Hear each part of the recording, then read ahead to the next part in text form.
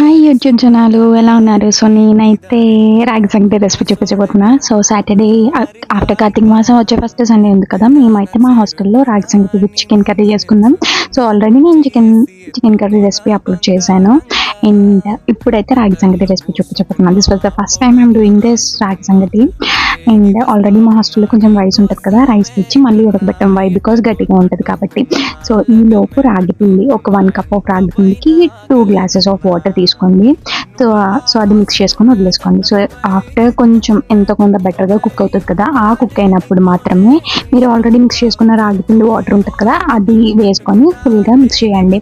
And కలపాలి, obviously కలపకపోతే ఉండలు కట్టేస్తుంది అంటారు కదా. సో అట్లా మాకైతే రాలేదు, నేనైతే కలిపాను అంతే. సో ఆఫ్టర్ దట్ మీకు ఇంకా రాగి పిండి కావాలి అనుకుంటే పైన రాగి పిండి యాడ్ చేసుకొని ఒకసారి కలపండి. రాగి పిండి యాడ్ చేసుకున్నాక ఫుల్గా మిక్స్ చేయండి. అండ్ దట్టు వాటర్ ఏమి యాడ్ చేయొద్దు.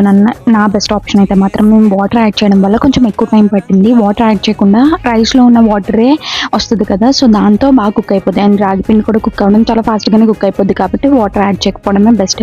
అండ్ కలుపుతూనే ఉండాలి, బికాస్ కింద అంటుకుపోద్ది ఆ రాగి పిండి అనేది మొత్తం. సో అలా కలుపుతూనే ఉండాలి.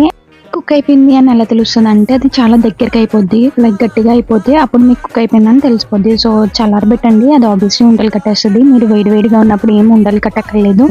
That's it. నేనైతే చికెన్ కర్రీతో తిన్నాను. Thank you. Please do subscribe.